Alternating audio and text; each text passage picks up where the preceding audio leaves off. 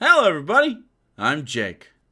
I'm Hannah, and I Welcome. hate my life because of this episode. Welcome to the capitalist hellhole that is this episode. This is Yes, Capitalism is Good by Dave Rubin. Looking forward to it. No, I'm not. I hate this. I hate this so much. This is a really short chapter. I don't know how long this episode's going to go, but knowing us, it'll go too long. So, um, there, this It's is a short section. Who It knows? is. It is. But it's about a dumb thing. So first off the bat, just so everyone is aware of where we tend to stand on this, is we can't escape capitalism tomorrow, but we want to take steps in America from a political standpoint to not only just help people have better lives in general, but to slowly move away from capitalism as it ends its late stages and labor becomes rarer and automation takes place and the global market sort of shifts away from this super entwined capital type deal. And we're going to be the leader in that most likely if we want to survive. From an economic standpoint, right? So, like Canada, like there's gonna be places that go, obviously Canada, the Nordic countries and stuff in general. But as far as like the major perpetrators of capitalism in the country or in the world, I can't imagine that China, India, or Russia will beat it, or Brazil will beat us to the punch on that. And if I we feel, if we if we are to exist, we will have to be the first ones, right? Otherwise, I I, don't think I, we'll exist. I feel like if tomorrow Star Trek type, what are they called? Replicators were created, and all goods became Oh, they'd basically commodify it. endless. I think the U.S. would ban them for ruining the economy. Yeah. What? You can just make insulin for 3 cents? No! How are we gonna sell insulin if you can just make it for 3 cents? Right, which is why we need to move away. It's a zeitgeist thing. You have to move. You have to slowly shift. Anyway, so we are. I believe we're probably like anarcho-communist at heart because Star Trek and like the kind of like the way that like someday a utopia maybe could exist on paper, but really, pragmatically speaking, we need to start taking steps to move away from I don't capitalism. label myself at all because Well, I just want people to have health care right now, right. That's and what I I mean. It's want not really a them label. I'm to just have saying like, opportunity for education yeah, and them to be paid fairly, whatever that is. yeah, dem sock for now. For now. That's the point. Like, that's the step in the direction. Either way, it's better than whatever Dave Rubin is, who is a libertarian, like, ANCOM, or ANCAP. So, he Dave starts this Rubin up. and Com. ANCOM. I didn't mean that. I said it meant ANCAP. But anyway, sorry. Sorry, ANCOMs. Indeed, America is a capitalist country, and that's a good thing. Um, he says this really dumb thing. You know, as you probably know from watching the Rubin Report, I like to define terms. You know, like an intellectual. He doesn't do that. He just sort of spitballs. It's really dumb. If you ever you should watch just Dave Rubin clips in general, just on Twitter, because he's terrible at this. He just says I like to define terms, and then just uses the standard definition in the dictionary of capitalism, an economic and political system in which the country's trade and industry are controlled by private owners for profit rather than by the state. How do you read that and think that's a good thing? The for-profit part specifically. Okay, here's the thing that's going to happen in this chapter that happens a lot, and he's going to conflate markets with capitalism. Yep. Here's the difference. Markets can exist outside of capitalism. Yep. Capitalism is very specifically when the means of production, or whatever you want to call it, the factory that employs you, is owned by one or very few individuals at the top who then they pay you a certain wage. Then they take the excess value of your labor because they're paying you less than your labor is worth inherently, otherwise they wouldn't be profitable. And then they take that, call it profit, and they take the work of your labor and take it for themselves and their shareholders. Yep. That's capitalism. You could have a factory, and there are like worker co-ops that function this way. Ocean Spray, I think, Yep. the company that makes the cranberry juice, they're a worker co-op, right? where they don't have this hierarchical pyramidal structure where you have people at the top making the most money, skimming profits off of your labor value and taking it for themselves. Instead, everyone who works for the company collectively owns the business together. Yeah. Now, it's still owned in their hands. They're still private citizens. It's not owned by the government. However, it's more equitably owned instead of being held in the hands of very few. It's held by the people who actually make the company function. Yeah, and within that, they do have just hierarchies, which is the difference instead of unjust hierarchies. So they do have management that makes more money. They do have, people at the tippy top that make a little bit more money, but everybody shares in the profit in general, which means that their labor is compensated for. The distance between the very bottom and the very top is not nearly as wide. Well, it's a flatter hierarchical structure. 100%. It recognizes that some people are doing more labor value. However, it's a reasonable amount, right? Yeah, you have something to strive for if you want to be like a manager, but you aren't seeing someone who's making 1,000 times what your average worker is making, even though they're not doing more work. And that's because they vote for the members that do make more money. Because it's a co-op. They have democracy in the workplace democracy is sometimes what it's called. Yeah, absolutely. And he also doesn't understand the difference between public ownership and private ownership, which is that concept, but also boiled down to the individual consumer. So whereas you can... he has this idea, and a lot of capitalists have this idea that in socialism you don't own anything. Like you don't have because they say no private property, right? But that's not what that means. It means what you were talking about, where you can't just own like a corporation.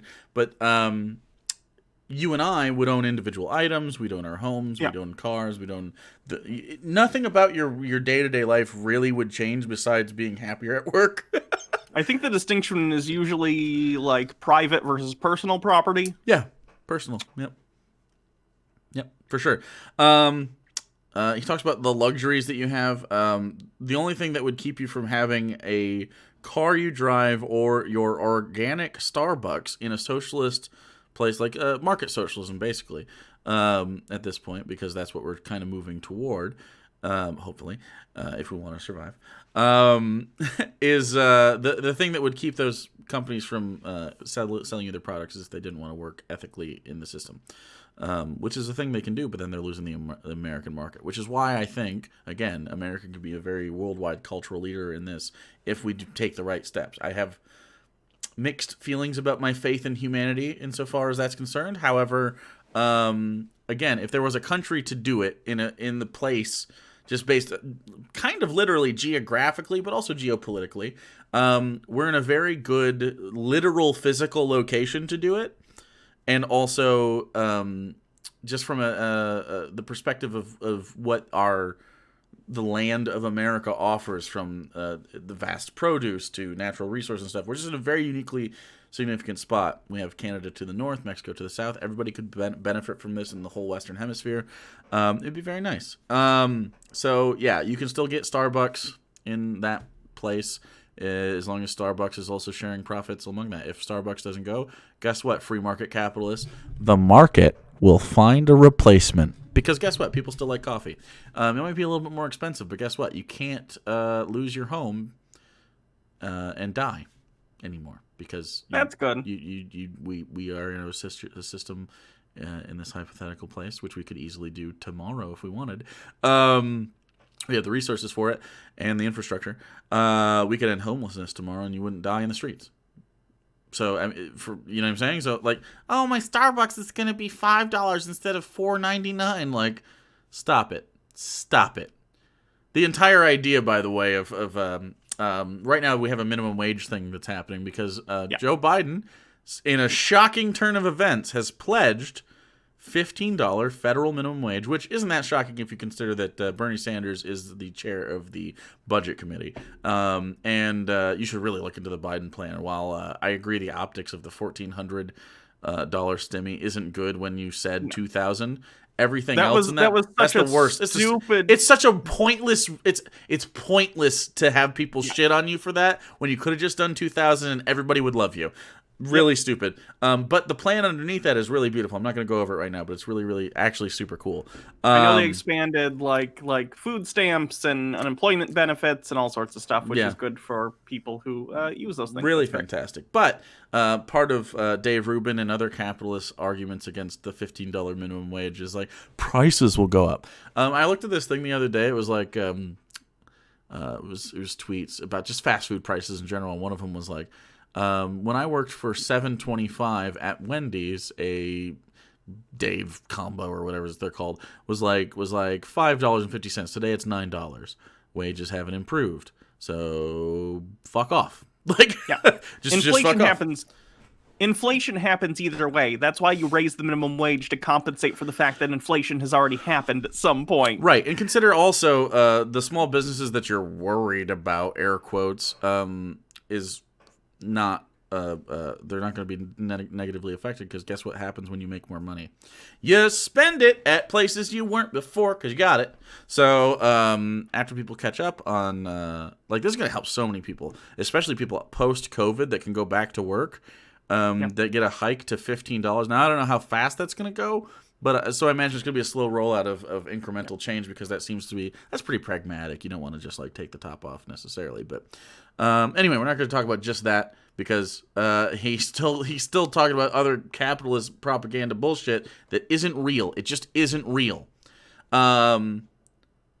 He calls some people being more successful under capitalism healthy competition. In socialism, some people are also more successful. For the record, that's a thing. Again, it's not about equality of outcome. It's about equality of opportunity. Healthy competition. There's nothing healthy about capitalist competition. If you lose, you could die. You literally could die. In fact, I would say that it stunts innovation a lot of the times, because people are more worried about what's profitable, not what works. Not only that, but when we're in a system where we have now, where it's like laissez-faire capitalism, where anyone can do anything, you end up with anti-competitive practices where people will sit on patents in order to prevent other people from using them. They'll sit on copyrights and trademarks for the same reason. You end up having monopolistic practices where you have, for instance, in ISP businesses, basically the country carved out by the big ISPs, where they determine, okay, this area is going to be, CenturyLink, this area is AT&T, this area is whatever, and you just can't like get together and form your own small ISP very easily. You're never going to compete with Comcast, right? Right. So you can't at a certain point have competition in the kind of capitalism we have, when companies are allowed to grow so large and control so much of the market that it's impossible to go against them. It's just 100%. I don't know. This is my least favorite sentence, actually pair of sentences, in this entire very small chapter. What's crucial is that these people all have the same opportunity to be entrepreneurial, which they do. That's false. But the second sentence needs to be talked about as well when we talk about this whole thing. They can work as hard as they want for as much of the pie as they can get, or they can choose not to, and that's okay too. Capitalism puts the onus on each individual to live the way he or she sees fit. No, it literally doesn't. What if the way I want to live is not to work? I think you should work, for the record. I disagree. I think there's no value. No. There's no value. No, stop. That's capitalism. There's no value. No, it's not. It is not. Oh, No. God, we're going to have an argument. Yeah, good, because you're wrong. There's no placing human value on productivity is unethical. You should not have to do anything to be considered productive. If you want to live whatever life you live, irrespective of labor, you should be able to. If you disagree with that, you are capitalist scum. No, I'm not. Okay, make an argument. People to participate in society if they're able to. I would agree that if we were in some sort of utopian, like, technological society where labor was unnecessary, I would agree with you. But we're not, and people still need to participate in the workforce. I want them, while they participate in the workforce, to get an equitable share of their labor. But that doesn't mean that everyone can just go, like, not work if they want to. Who said currently anything about that? No. We need to move away from the idea that you need to work. And this will happen as we move towards automation and stuff. Yes.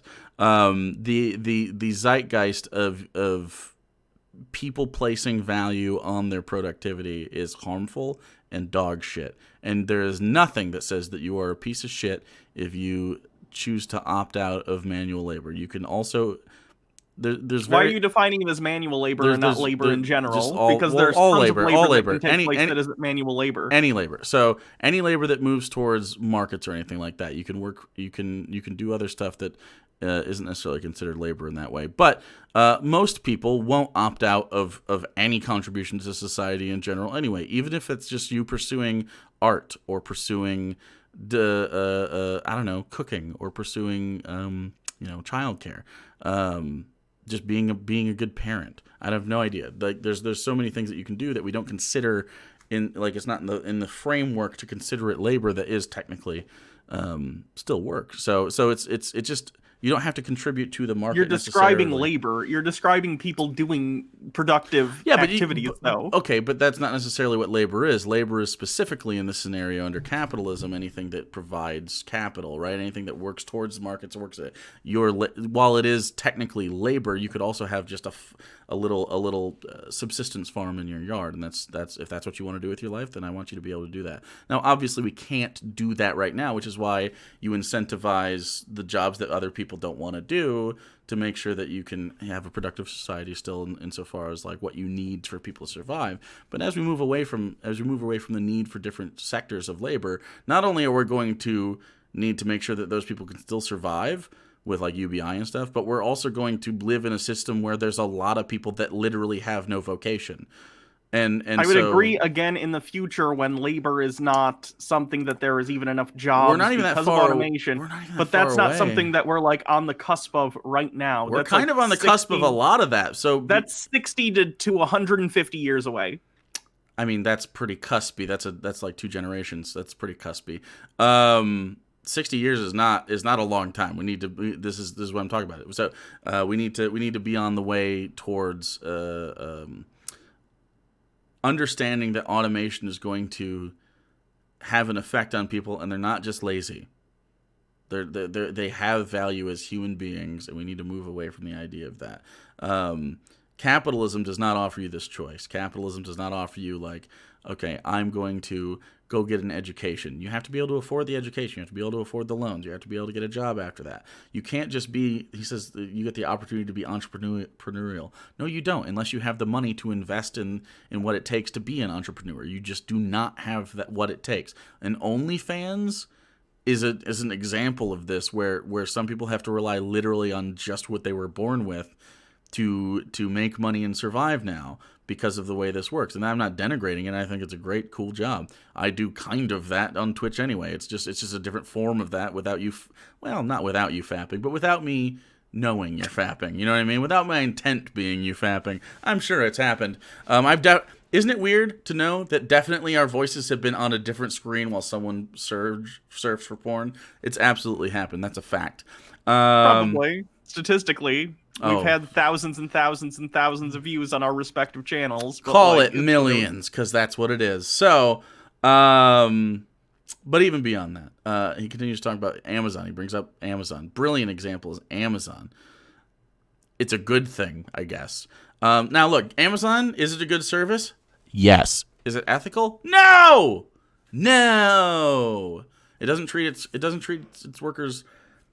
Everyone that works at Amazon, if Jeff Bezos was still a billionaire, say he has $5 billion, if he took the rest of that money and put it into the workforce, there would be so many fucking affluent people in America, which would be, for the record, better under capitalism. Because if you have more affluent people versus one affluent person, the expenditure of 100 millionaires will spend more money than 2 billionaires, 50 billionaires. Like, they just need more stuff. They're more people. That's just a fact. At a certain point, you can't spend the money. Like, you only have so many needs and desires. It's finite. They just sit on it like a Scrooge McDuck. He also brings up Amazon as an example of how, quote, capitalism, opens up new markets. But again, he's conflating markets with capitalism. You can have, what's the word I'm thinking of? You can have new things developed. What's the word? Innovation. In- Innovation, right? You can have innovation divorced from capitalism. If 100%. anything, I would argue capitalism often promotes a sort of innovation that's superfluous and stupid. How do I put this? Yeah. I think a lot of capitalism is like they're not coming out with anything necessarily new. Sometimes it's just the box.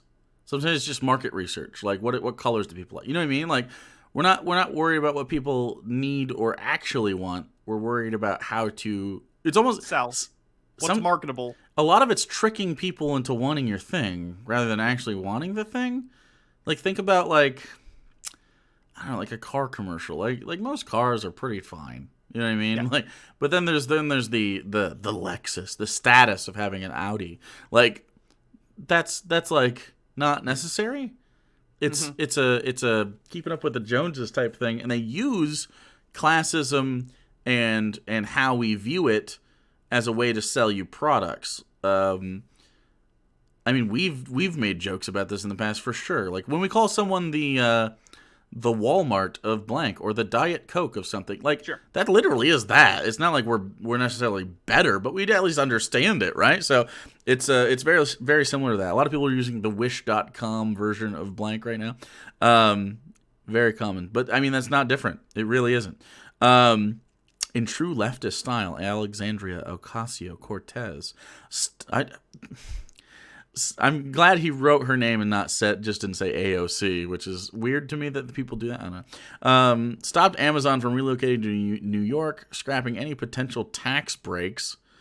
In her socialist view, Amazon is a big business and big business is inherently evil, so the deal had to be upended. So, evil? Maybe. I don't like to use that term. It's definitely unethical.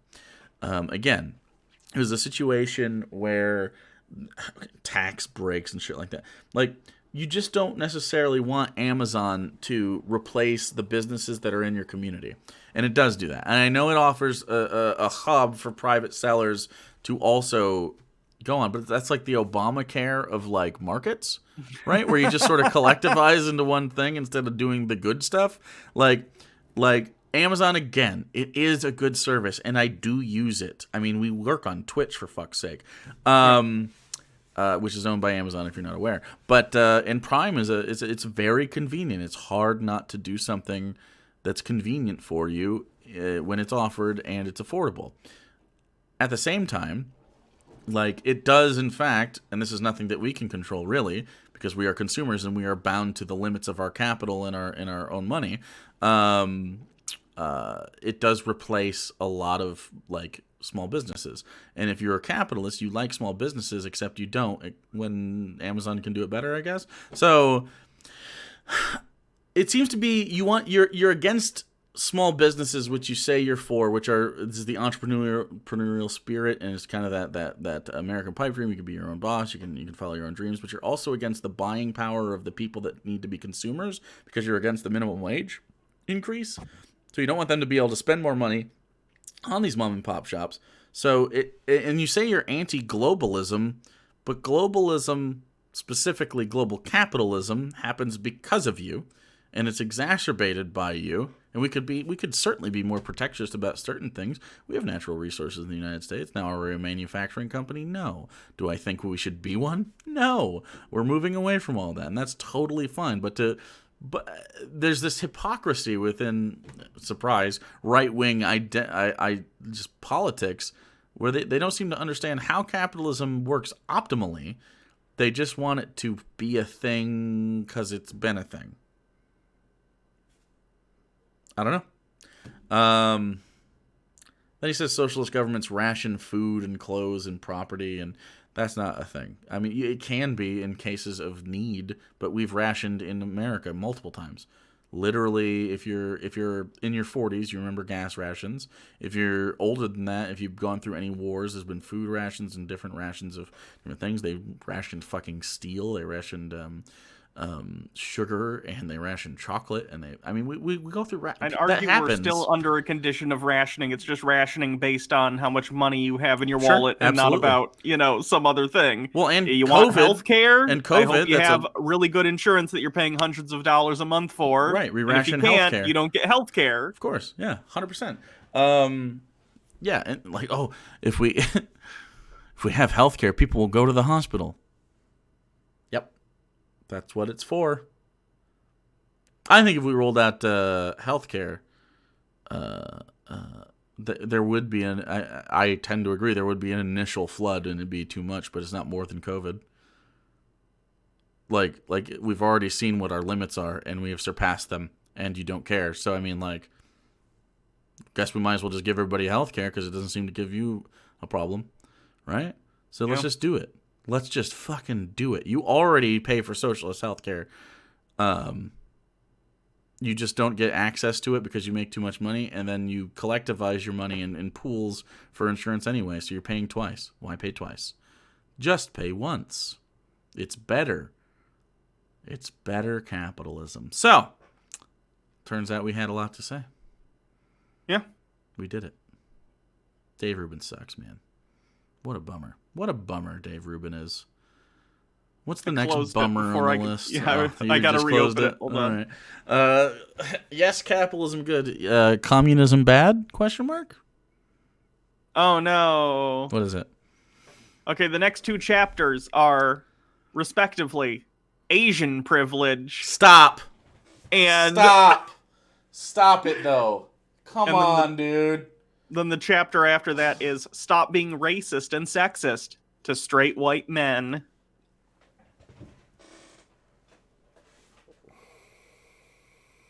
Won't somebody think of me, please? God, I'm so oppressed. I walk down the street. You know this about me? I walk down the street, and people don't even notice me. People don't treat me any way at all. And that's oppressive. Because I'm so goddamn normalized, I've become invisible. This is my oppression. Do you know how hard it is to have always had rights? You don't understand the pressure I'm under to do my rights. What are you waiting for? What are you looking for? I'm looking at how many chapters are left. Oh, okay. I don't like counting. Counting's against me. That's a good hum. So 2.5 months probably left on this book, if we continue at a pace of twice a week. Okay. Should get us just enough time to get into probably 12 more rules for life. That is just enough time for Jordan Peterson. God damn it. All right. Well, that's what we're going to do. Have you watched that movie that I watched that you're supposed to watch? I'm going to do it tonight so we can record it It's tomorrow. really bad. Oh, it's real bad. What's the opposite of excited? Incited. Nope, that's violence. Depression. Well, that's just baseline for me. So. Right, so there you go. You have to make no changes. Oh. It's really not good. It's you guys are gonna like the review probably though. It's really bad. Yeah. Yep. Did we tell him what it is? I kind of wanted to hold off, but we can if you'd like. Yeah, well, I'm gonna. It's right. The Trump prophecy. Isn't everyone excited to talk about Donald Trump? How much is Donald Trump even like a thing in the movie? Like, is it enough that we're gonna have to in depth talk about Donald effing Trump, or is it just like a superfluous thing that's sort of in the background? If I were to name this movie, it would be Sad Firefighter Watches the News. Okay. Yeah. Yeah. That's what I'd name it. So, it's actually mostly not about... Anyway, you'll see. We'll oh, God. So that's going to happen right after inauguration. So that's good. Unless you can get it out real fast, but I'll try, but I'm not sure. yeah. Either way, it'll be out sometime this week. Hell yeah. Bye, bye, bye, bye, bye. Just wanted to invade Okay, the links. There's links in the capital for description. you. Click them. There's a You Patreon. may There's our other hate me, channels but and it ain't Twitch. no lie. Ain't no lie. Bye, bye, bye, bye, bye. I don't know the other words. I don't know either. Just another player in this game for two. Yep, that's it. That's the whole. That was Backstreet. Was it NSYNC? Back. That's the Backstreet Boys. I knew that. I like the Backstreet Boys better than NSYNC, and that's the correct answer. And if I you have disagree, no opinion. I like Justin Timberlake better than both of those combined, which is funny because he's part of that. Everybody, ooh, It's rock your body, and it's Bade. Ooh, All right, I'm done. everybody, rock your body right. Backstreet's back, all right.